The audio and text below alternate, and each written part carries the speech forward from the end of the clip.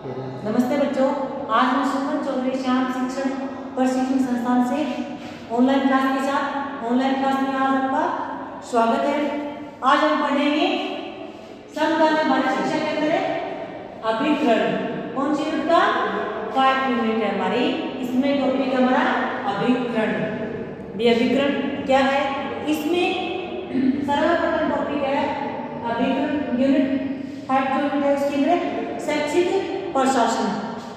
शैक्षिक प्रशासन का अर्थ विशेषताएं मैं तो ये हमने पीछे कक्षा में पढ़ा था, उसका अध्ययन कक्षा में कर लिया। और एक है शैक्षिक प्रबंधन, वो भी अपने एक कक्षा के अंदर पीछे हमने पढ़ा था। शैक्षिक प्रशासन और प्रबंधन दोनों हमने कक्षा में कंप्लीट कर लिए थे। यहाँ पे क्या देखा है कि शैक्षिक प्रबंध और प्रशासन के अभिकरण। अभिकरण कौन कौन से, पहले देखते हैं शैक्षिक प्रशासन के अभिकरण। शैक्षिक प्रशासन के अभिकरण केंद्रीय स्तर पर कैसे होती हैं। पहला है केंद्रीय स्तर पर। केंद्रीय स्तर पर शिक्षा प्रशासन केंद्रीय सतह पर अपना शासन का निर्धारण करती है। केंद्र शासित तथा केंद्र संरक्षित क्षेत्रों पर शिक्षा के विकास के लिए उत्तरदायित्व है। और केंद्रीय स्तर पर शिक्षा प्रशासन जैसा क्या बताया इसमें, शिक्षा मंत्री, उप शिक्षा मंत्री और राज्य शिक्षा मंत्री, शिक्षा सचिव एवं परामर्शदाता। 5 नंबर में बताया है संयुक्त शिक्षा सचिव। 6 नंबर पर अनेक शिक्षा उप सचिव। लास्ट है 7 अनेक सहायक उप सचिव। केंद्र स्तर पर इसकी बात बताई गई है। नेक्स्ट है राज्य स्तर पर शिक्षा प्रशासन। राज्य स्तर पर शिक्षा प्रशासन राज्य स्तर पर कैसे बताए हैं, पहले किस प्रकार से प्रशासन राज्य स्तर पर शिक्षा प्रशासन का स्तर कैसे आता है। पहले शिक्षा मंत्री, उसके बाद उप शिक्षा मंत्री, उसके बाद शिक्षा सचिव, फिर है संयुक्त शिक्षा सचिव, फिर है शिक्षा निदेशक, फिर है अतिरिक्त शिक्षा सचिव, उसके बाद शिक्षा उप निर्देशक, उसके बाद शिक्षा सह सचिव, फिर आ गए सह शिक्षा उप निदेशक, फिर उसके बाद क्षेत्रीय शिक्षा निदेशक, उसके बाद क्षेत्रीय शिक्षा निदेशक, क्षेत्रीय शिक्षा निदेशक हो गए।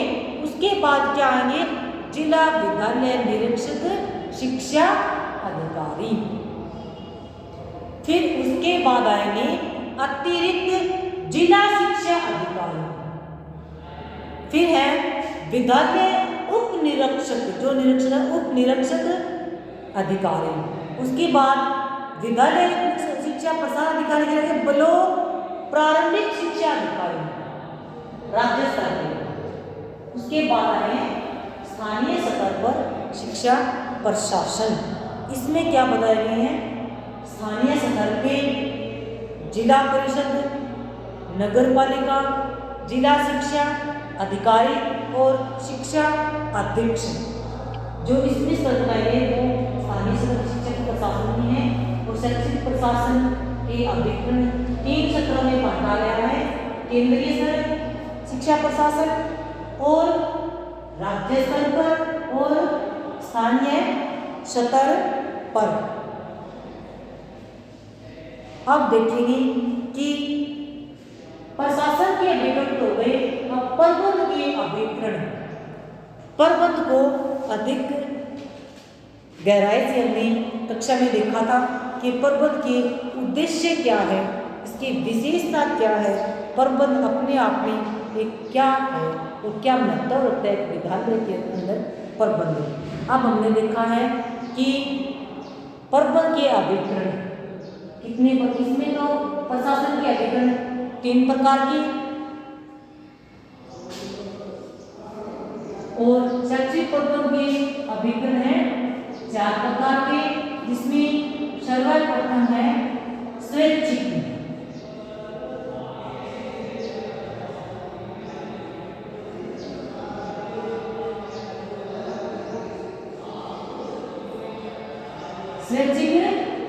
अभिकरण।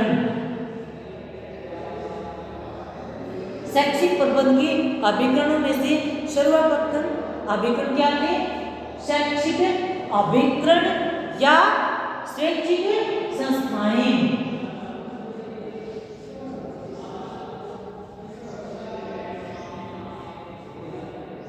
शैक्षिक अभिकरण भी बोल सकते हैं या शैक्षिक संस्थाएं भी, दोनों इसमें शामिल है।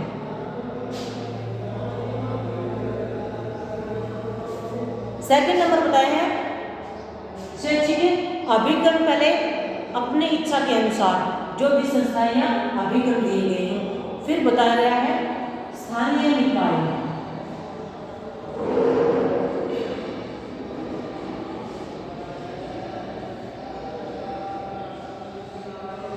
स्थानीय निकाय पहले अपनी इच्छा के अनुसार जो संस्थाएं हैं उसके अभिकरण जो कार्य हैं, उसके बाद स्थानीय निकाय अभिकरण है। ये ज्यादा उसमें सेकंड नंबर ये है। फिर थर्ड नंबर है इसमें राज्य सरकार। कौन सा है? राज्य सरकार। राज्य सरकार अभिकरण में। और फिर राज्य सरकार के बाद में डिवाइड करके रखा है केंद्र सरकार।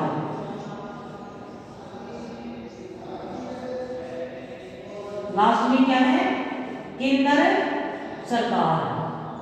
शैक्षिक प्रबंध के 4 अभिकरण: शैक्षिक अभिकरण, स्थानीय निकाय, राज्य सरकार और केंद्र सरकार। 4 अभिकरण।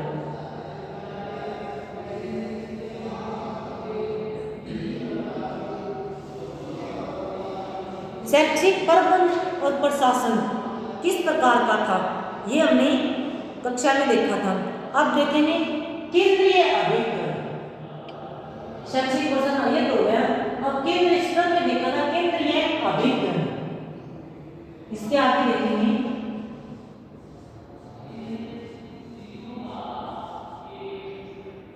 केंद्रीय अभिकरण।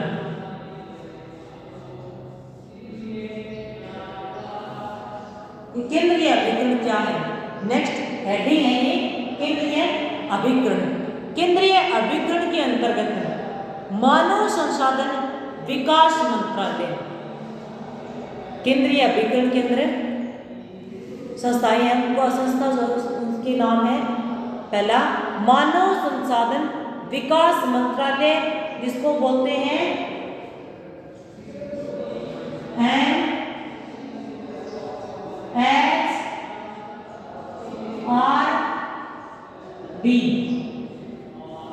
MHRD। इसको इसका पूरा नाम है मानव संसाधन विकास मंत्रालय। सेकंड नंबर है NCPE।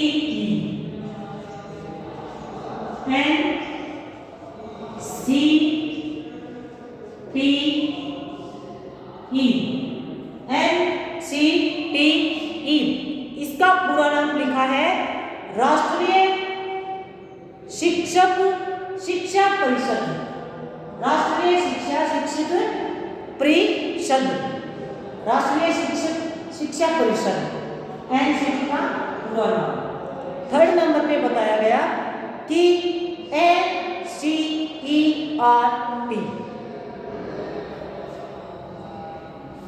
पहला ये बताया कि अभिकरण के अंदर, सेकंड नंबर NCERT और थर्ड नंबर बताया इसमें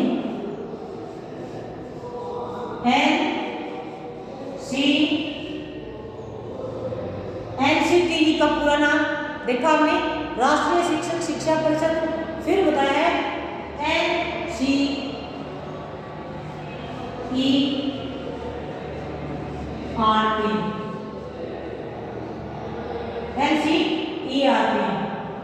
यही है ERT।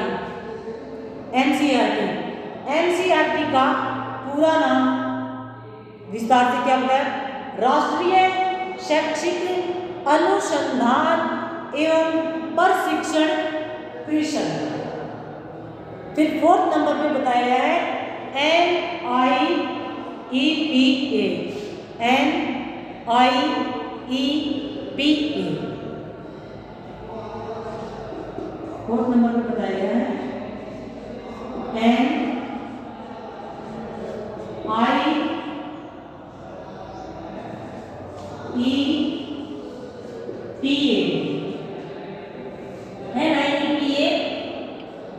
इसका पूरा नाम बताया गया राष्ट्रीय शैक्षिक नियोजन एवं प्रशासनिक संस्थान।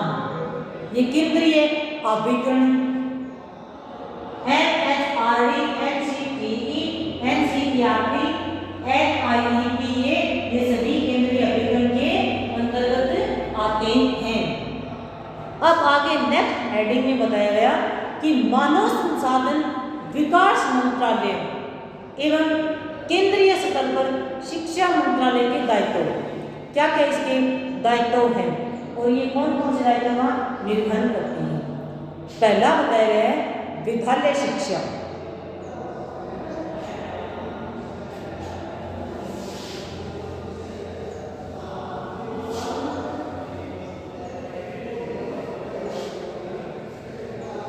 केंद्रीय शिक्षा मंत्रालय के दायित्व है वो उन दायित्वों को साथ में लेकर चलती हैं।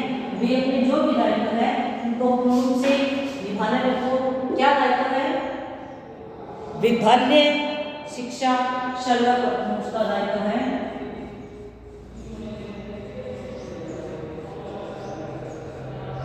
विद्यालय शिक्षा,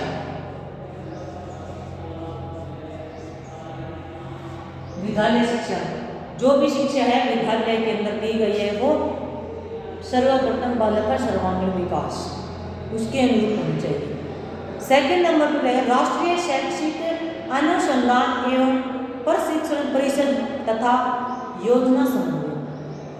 थर्ड नंबर पर बताया गया है उच्च शिक्षा विभाग, उसका थर्ड पार्ट है। थर्ड नंबर पर बताया गया है उच्च शिक्षा विभाग। फिर फोर्थ नंबर है यूनेस्को विभाग। 5 नंबर है छात्रवृत्ति एवं भाषा विभाग विज्ञान विभाग।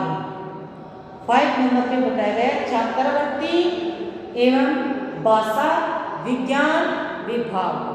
6 नंबर है इसका प्रशासकीय एवं वैज्ञानिक अनुसंधान विभाग।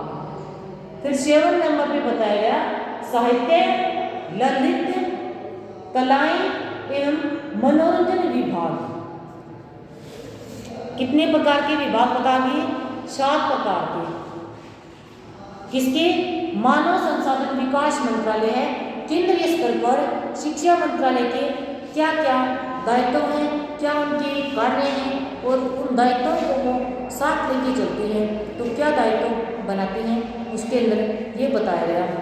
अब नेक्स्ट हेडिंग हम देखेंगे माध्यमिक शिक्षा बोर्ड राजस्थान का।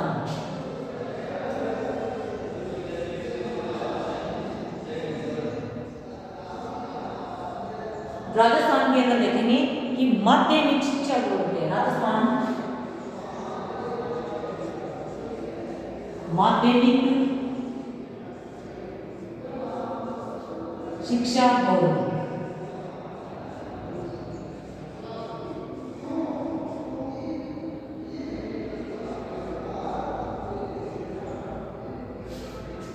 शिक्षा बोर्ड राजस्थान में माध्यमिक शिक्षा बोर्ड की स्थापना सन 1957 में हुई थी। राजस्थान के अंदर माध्यमिक शिक्षा बोर्ड की स्थापना सन 1957 में की गई जिसका मुख्यालय अजमेर में था। जिसका मुख्यालय अजमेर में था। बोर्ड का एक अध्यक्ष होता था जिसकी नियुक्ति राज्य सरकार के द्वारा 3 वर्षों में की जाती थी। कितने वर्षों में? 3 वर्षों में। इसके अलावा विभिन्न शिक्षाविदों को सदस्यों के रूप में 3 वर्षों के लिए शामिल किया जाता था। माध्यमिक शिक्षा बोर्ड 1997 और अजमेर में। अब देखेंगे इसके कार्य। माध्यमिक शिक्षा बोर्ड के कार्य क्या कार्य है इसमें? माध्यमिक शिक्षा बोर्ड का, माध्यमिक शिक्षा बोर्ड का पहला कार्य है विद्यालयों को मान्यता देना।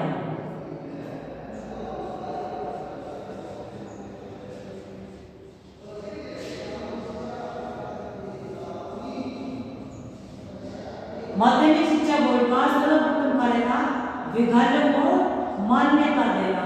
जिस भी क्षेत्र में और जिस भी जगह पे जैसी सामाजिकता है, जैसी मांग है शिक्षा की, उस शिक्षा के हिसाब से जो भी डिवाइड किए उन्हें विद्यालयों को मान्यता देना। फिर है पाठ्यक्रम के निर्माण संबंधी कार्य, पाठ्यक्रम संबंधी निर्माण कार्य, पाठ्यक्रम संबंधी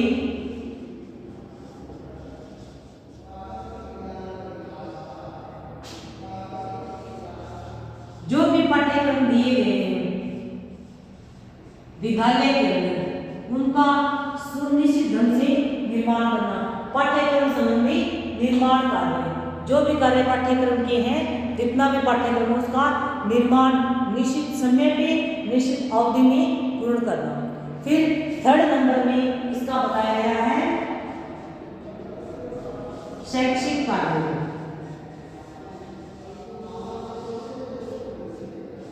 शैक्षिक कार्य थर्ड नंबर में क्या बताया गया कि शैक्षिक कार्य कैसा कि माध्यमिक तथा उच्च माध्यमिक स्तर के विद्यालयों की मान्यता देने 9वीं से या 9th क्लास से 12वीं तक की शिक्षा के लिए पाठ्यक्रम का निर्माण करने और परीक्षा का संचालन करने और प्रमाण पत्र अगर जो भी कार्य दिए गए हैं उनका पाठ्यक्रम का निर्माण करना है, परीक्षा का संचालन करने का, प्रमाण पत्र देने का आदि सभी जो कार्य माध्यमिक से उसके परीक्षा परिषद द्वारा संपन्न करवाने हैं वो शैक्षिक कार्य के अंदर सम्मिलित होंगे। फिर उन कार्यों का प्रकाशन कार्य, फोर्थ नंबर है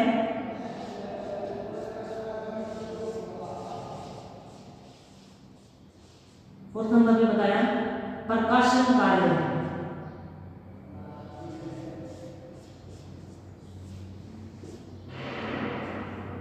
प्रकाशन कार्य में बताया गया कि बोर्ड द्वारा विभिन्न जो परीक्षा हो रही है उन पे प्रश्न पत्रों का प्रकाशन का पाठ्यक्रम के आधार पर माध्यमिक शिक्षा की पुस्तकों का प्रकाशन भी करवाया जाता है और उसके बाद प्रकाशन दिखाएंगे 5 नंबर जिस भी पाठ्यक्रम की जो पुस्तक उसका प्रकाशन किया जाना अत्यंत आवश्यक है। और प्रकाशन करने के बाद क्या करेंगे परीक्षा संचालन संबंधी कार्य, परीक्षा संचालन संबंधी कार्य जिस भी विद्यालय के अंदर माध्यमिक शिक्षा परिषद द्वारा 10वीं या 12वीं की जो परीक्षा जो संचालन करती है, जैसे परीक्षक जो होते हैं परीक्षा करवाने वाले उसकी नियुक्ति और जो परीक्षा का केंद्र है वो बनाना, प्रश्न जो पत्र है वो तैयार करना आदि इनके कार्य हो सकते हैं। फिर आगे है मूल्यांकन।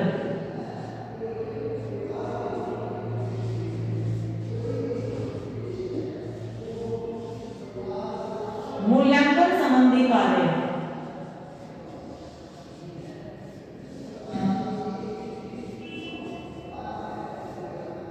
मूल्यांकन संबंधी कार्य इसमें माध्यमिक शिक्षा परिषद जो परीक्षा ले रहे हैं उनके संचालन संबंधी कार्य के साथ ही मूल्यांकन से संबंधित कार्य भी करना या संपन्न करती है। मूल्यांकन संबंधी विभिन्न कार्यों को किया जाता है कैसे कि जिस भी बच्चे का परीक्षा परिणाम कैसा है, उसका कक्षा में उपस्थिति कैसी हो, उसका नियंत्रण या अनुशासन जो भी उसका पूरे सेशन भर का मूल्यांकन। राजस्थान माध्यमिक शिक्षा बोर्ड की कब प्रारंभ हुई 1957 में और सर्वप्रथम कहाँ हुई थे अजमेर के अंदर।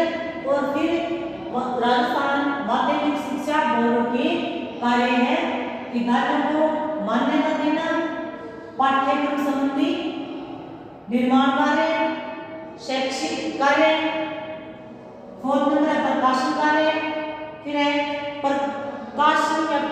परीक्षा संचालन संबंधी कार्य। लास्ट है मूल्यांकन संबंधी कार्य। मूल्यांकन तो हर एक एक्टिविटी के लास्ट में होना ही होना चाहिए। इससे ये पता चलेगा कि हमने जो पहले की शिक्षा प्रणाली हो, पाठ्यक्रम हो, जो कार्य किए गए हैं उसका परिणाम क्या है और किस हिसाब से हमने किया है, कैसा परिणाम आ सकता है, अच्छा है या गलत है, किस हद से जा सकता है, मैनेजमेंट कैसा है, उसका मूल्यांकन करेंगे तभी हमें पता चलेगा कि हमारे जो पूरे विद्यालय की एक्टिविटी जो प्रक्रिया चल रही है वो कैसी है। लास्ट में मूल्यांकन के द्वारा ही हम पता कर सकते हैं। बिना मूल्यांकन के हम किसी के कॉलेज स्कूल की देख लो, चाहे किसी बच्चे के देख लो, हमें ना अच्छे से बता नहीं सकेंगे या ये हमें जानकारी नहीं मिल पाएगी बिना मूल्यांकन के कि बच्चे का परिणाम क्या हो सकता है, क्या रहेगा। अगर हम मूल्यांकन करके देखेंगे तो विद्यालय में जो मान्यता दी गई है इस तरह की, इसमें पाठ्यक्रम संबंधी निर्माण हुआ है। अगर हम किसी भी विद्यालय का मूल्यांकन करके देखेंगे, एक परीक्षा हो रही है बच्चों की, तो वहाँ पे पाठ्यक्रम चलाया गया, उस पाठ्यक्रम कैसा निर्माण किया गया बच्चों का। अगर हम मूल्यांकन करके देखेंगे तो हमें पता चलेगा जो पाठ्यक्रम था वो संपूर्ण रूप से या अधूरा है। और जो शैक्षिक कार्य चल रहा है बच्चों का, अगर हम मूल्यांकन ना करें तो सीधे रूप से कैसे पता करें कि शैक्षिक कार्य कितने तेजी से या कितनी हद से कितने बच्चों को या पूरा पाठ दूसरे के साथ करवा दिया या नहीं। पूर्ण होने के बाद हम अगर उनका मूल्यांकन करेंगे तब हमें पता चलेगा कि शैक्षिक कार्य कितना करवाना है, जो सिलेबस था वो पूरा हो गया या नहीं, और प्रशासन कार्य बच्चों को कितना करवा दिया। मूल्यांकन की मदद से हम पता कर सकते हैं। परीक्षा संचालन जो संचालन कर रहे हैं, अगर मूल्यांकन यानी कि मैनेजमेंट करते हैं, अगर जो ना मूल्यांकन करें तो संचालन वाले क्या पता या 20 बच्चों की परीक्षा करवानी है तो बच्चों को घर बैठे एग्जाम करवा रही है या स्कूल में बुला रही हैं तो वहाँ पे बैठने की व्यवस्था कैसे करवा रही है, ये मूल्यांकन के द्वारा ही हम देख सकते हैं। आज हमने पढ़ा अभिकरण 5वीं यूनिट का राष्ट्रवादी शिक्षा बोर्ड के इसके कार्य हो गए। आज हमने ये टॉपिक कंप्लीट कर दिया और आगे करेंगे नेक्स्ट क्लास में। आज के लिए इतना ही। Thank you.